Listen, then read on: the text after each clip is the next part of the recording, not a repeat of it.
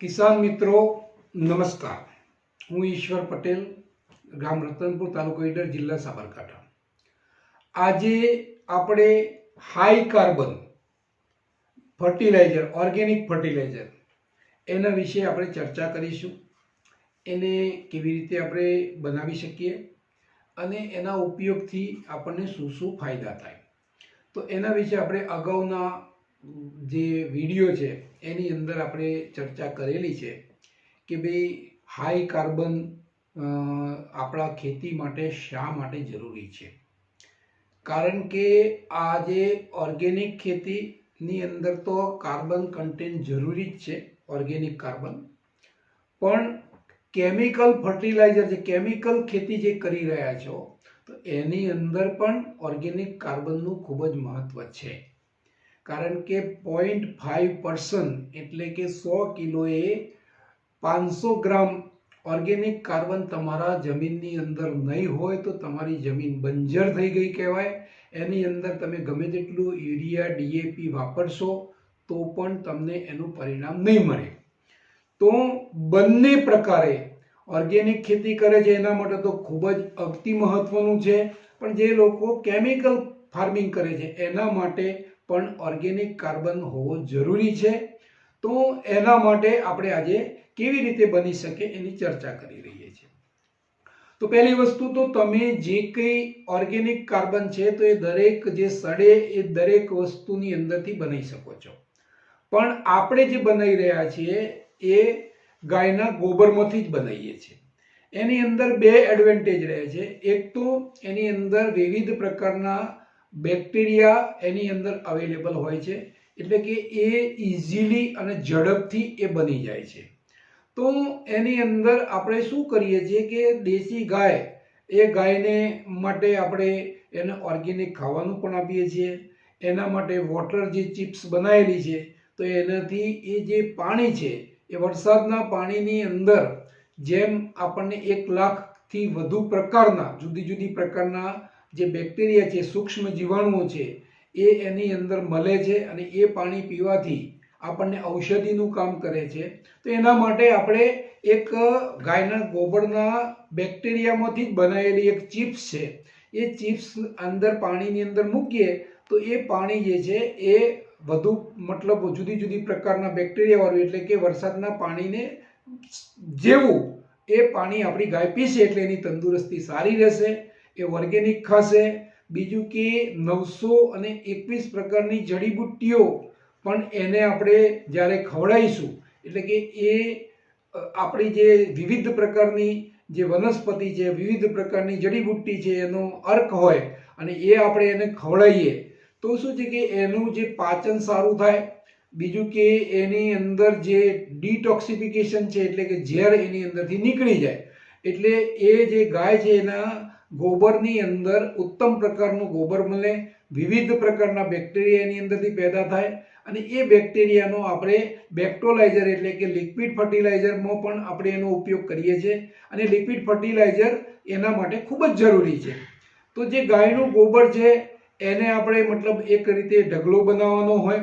હવે એની અંદર જે આ ઢગલો બનાવ્યા પછી એની અંદર જે આપણું જે બેક્ટોલાઇઝર જે છે કે જેની અંદર વિવિધ પ્રકારના 1 લાખ કરતાં પણ વધુ પ્રજાતિના જે બેક્ટેરિયા છે જે આપણે તૈયાર કરેલા છે, એ જે બેક્ટેરિયાનો એની ઉપર છંટકાવ કરવાનો અને પછી એને ભીનું રાખવાનું.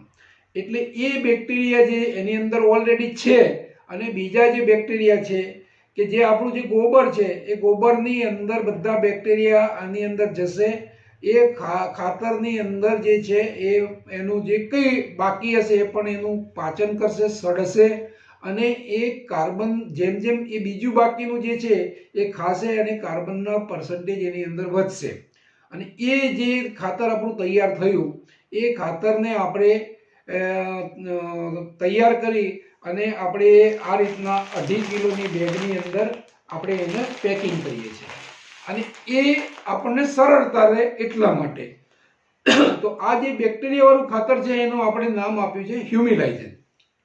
આ ખાતરની અંદર હ્યુમિક એસિડ પણ અવેલેબલ હોય છે, જીબ્રાલિક એસિડ પણ અવેલેબલ હોય છે અને એની અંદર હાઈ કાર્બન હોય છે. એટલે એકલો કાર્બન તમે નાખશો તો એની અંદર મતલબ તમને જેવી ઉત્પાદન જોઈએ છે એવું તમને નહીં મળે. પણ આ જે બેક્ટેરિયા સાથેનું આપણે વડનગર ફાર્મરની અંદર બેક્ટોલાઇઝર પણ બનાવીએ છીએ અને હ્યુમિલાઇઝર પણ બનાવીએ છીએ. બંનેમાં ફરક શું? તો આ જે આપણું જે સોલિડ છે, પાવડર ફોર્મની અંદર જે ખાતર છે એની અંદર કાર્બનનું ટકાવારી વધારે છે અને બેક્ટેરિયા એની અંદર થોડા ઓછા છે. અને પેલાની અંદર કાર્બનનું પ્રમાણ ઓછું છે અને એની અંદર બેક્ટેરિયાનું પ્રમાણ વધારે છે. તો આ જે ખાતર જે છે, ફર્ટિલાઇઝર છે, એને આપણા ખેતરની અંદર વાપરીએ તો આપણને ખૂબ જ સારા પરિણામ મળે છે. હવે આ ખાતરને આપણે કેવી રીતે વાપરવું? તો આપણું જે પાક જે વાવવાનું છે એની જે ચાસ હોય એની અંદર નાખીએ તો ખૂબ જ સારું પરિણામ મળે છે. અને એમનેમ પણ નાખીએ તો પણ એનું પરિણામ મળશે. પણ આ ખાતર જે નાખીએ તો એના પછી મતલબ એના ઉપર માટી આપવી જરૂરી છે તો એનું આપણને અસર મળશે. તો વાવેતર કરતા પહેલા એને મતલબ જ્યારે વાવવાનું છે એ પહેલા એને ખાતર નાખી દઈએ, અથવા તો જ્યારે આપણા આંતરખેડ કરીએ છીએ અને આંતરખેડ કર્યા પછી પણ એને નાખીએ અને પછી એની અંદર રોટરી અથવા તો કલ્ટિવેટર આપણે જ્યારે મારીએ તો એના ઉપર માટી પડી જશે તો એ આપણને વધારે ઇફેક્ટિવ રહેશે. બીજું કે જેને મતલબ વાવી દીધું છે અને એને આપવું છે તો એને શું કરવું? તો જો તમારા જોડે ડ્રીપ હોય તો ડ્રીપના જે કાણા હોય એના ઉપર તમે ચપટી ચપટી નાખશો તો એ ભીંજાઈ અને એ તમારા પાકને ફાયદો આપશે. પણ હવે જેના જોડે મતલબ ડ્રીપ નથી પણ ખાલી ઇરિગેશન જ કરે છે, નીકથી કરે છે, તો મતલબ કે જ્યારે આંતરખેડ કરો ત્યારે એને તમે આપશો તો તમને વધારે ફાયદો મળશે. આ ખાતર એવા છે કે તમે મતલબ અંદર જમીનની અંદર નાખશો એટલે તમને ફાયદો તો મળવાનો જ છે. તો તમારું જે ઓર્ગેનિક કાર્બન છે એ ઓર્ગેનિક કાર્બન તમારા જમીનની અંદર વધતો જશે. હવે તમને સવાલ એમ થશે કે ભાઈ કેટલું નાખવું? તો એ તમારા ઉપર ડિપેન્ડ છે. આમાં તમે જેટલું વધારે નાખશો એટલું તમારું ઉત્પાદન વધારે આવશે, એટલી તમારી જમીન ફળદ્રુપ વધારે થશે. હવે આજે તમે આ 2.5 કિલોની બેગ છે તે વીઘાએ લોકો 5 નાખે છે તો એની અંદર પરિણામ મળે છે, 10 નાખે છે એમાં બી પરિણામ મળે છે.